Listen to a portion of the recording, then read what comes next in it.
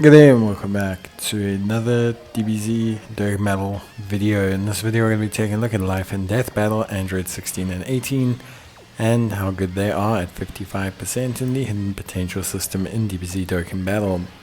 These guys were released originally with the original release of the AGL or not LR, but the AGL Android or Cell First Form, Android Cell First Form.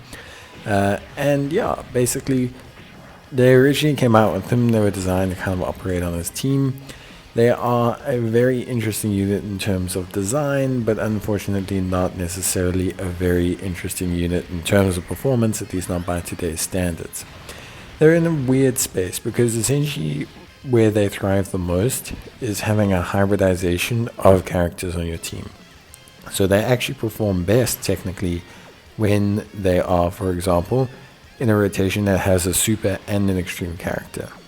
The problem with this is that there's no standout Android Cell Saga supports who crucially support the category on either side. So they don't necessarily have characters that can help to fulfill that requirement because there's no characters that kind of cover the whole category as a whole, allowing you to run a meta team.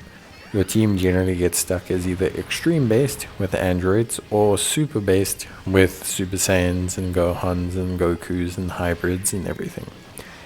Now, in terms of their passive and how they work, they greatly raise attack and defense 1 turn, attack of 160%, defense of 180%, and more HP remaining, attack and defense up to 100%. When there's a superclass ally attacking in the same turn, they have a medium chance of attacks being effective. When there's another extreme class ally attacking the same turn, they have a medium chance of guard. When there's a superclass enemy, they give all allies 34% attack and 16% defense. And when there's an extreme class enemy, they give 18% attack and 34% defense. Realistically, it's just not a lot that they do. They don't give key. They are dependent on the enemy's typing for you to have control over what support they provide. And medium chance of effective against all types and a medium chance of guard. It's just not a lot going on. In terms of their own individual performance, categories wise, they're on Androids, Android Cell Saga, Joint Forces, Target Goku, and Uncontrollable Power. And their link set is decent for an Android's character. Android Assault, Solid Sport, Shocking Speed, Cold Judgment, Tough as Nails, Silver Soul, and Fierce Battle. Perfect for linking with your Android 16s, Android 16, 17, 18s, your Android 17s, and even your future Android 18s and 17s. They link decently with those units. Their problem is they just don't really provide a huge coverage in terms of how they function, and outside of, yes, having slightly conditional variable support, they just don't have the required percentages to run in current levels of content. A rainbow version of these guys is probably rocking 300k defense. If you activate guard, that's good for normals and certain content, but aside from that, they just don't have a lot going on. So then you're forced to kind of build them into like an evasion situation, not necessarily something I would suggest. So realistically, at this point in time, if you're looking to use these guys on your Android or your Cell First Form or Cell Perfect Form teams, these guys are just not there. They're just not designed to run on those teams. I think if I could, in hindsight, maybe say, consider using these guys, on like an Android's team as like a floating sport or an Android Cell Saga team, you possibly could, but it's just they don't really fit there. Like I said, their best ideal situation would have been if they were just a flat Android Cell Saga support first, and then had variable additional support based on what's in the rotation. Hope they do that with their EZA. Hope they give them guard.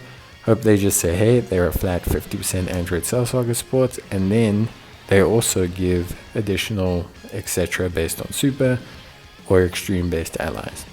That would give them a much better base to work off of, and also allow you to convert them into being used on either side of the coin, which I think is probably the best way to view it, at least from my perspective.